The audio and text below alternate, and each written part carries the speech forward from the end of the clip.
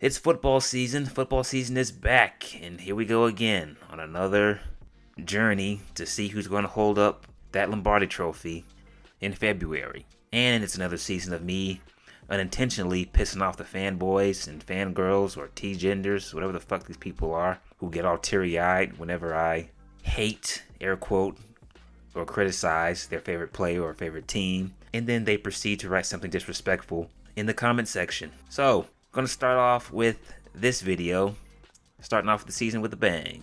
Will the Kansas City Chiefs make it to yet another Super Bowl this year?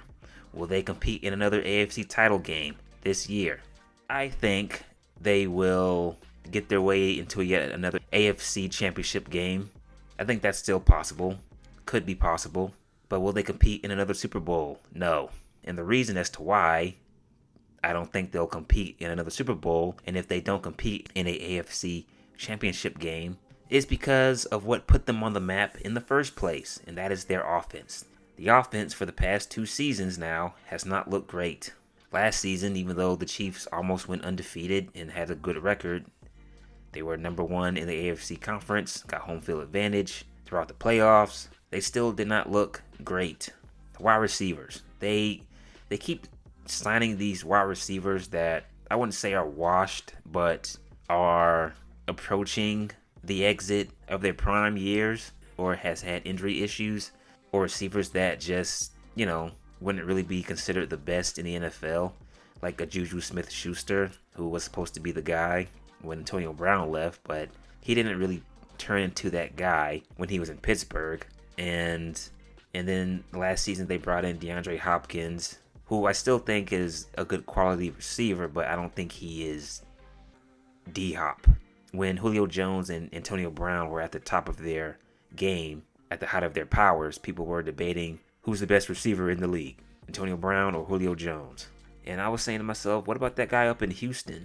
I thought D-Hop should have been in that conversation, considering the fact that he had multiple quarterbacks throwing him the football that weren't really considered to be franchise quarterbacks, but yet he still produced at a high level. He was a very talented acrobatic receiver, so I felt like he should have been in that conversation. But I think he's in Baltimore now, so. And then they drafted Xavier Worthy last season, who was supposed to be the new Tyreek Hill, another speedster. He didn't look all that great. He had trouble separating from DBs. He can't really win one-on-one matchups. So the Chiefs, in order for him to have success in their offense, they would run these gimmicky plays, have him go in motion a lot, and then the Chiefs would run a play action, run a bootleg, get the defense going one way, and then he'll be out in the flat all by himself.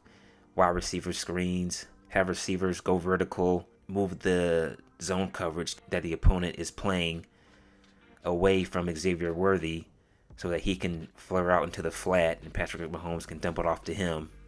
But to be honest with you, the Chiefs as a whole, the wide receiving core, has a hard time separating from man-to-man coverage. A great example of that was when they played Denver, a defense that was very good at playing man-to-man coverage last season. So I think that the Chiefs need to find a bona fide wideout, and they drafted a wide receiver out of Utah State named Jalen Royal, so we'll see how he does.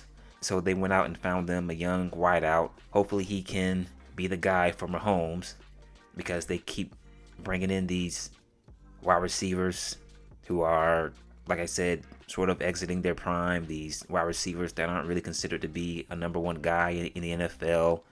It looks like they might have missed on Xavier Worthy. We'll see. It was his first year last year, so maybe he'll progress this season. And then there's Travis Kelce, who is getting up there in age. He's 35 years old, so who knows how long he'll be around.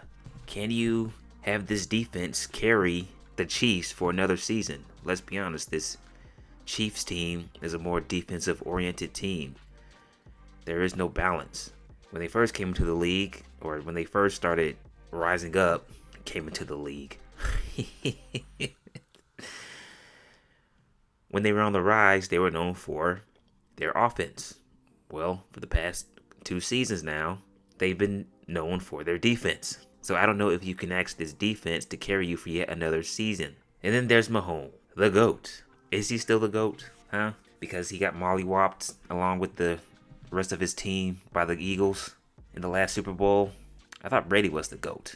The guy who has 7 rings and played for 2 decades, has way more achievements and accomplishments, but Mahomes comes in and he starts winning championships right off the bat, and he's the GOAT. But is he not the GOAT anymore?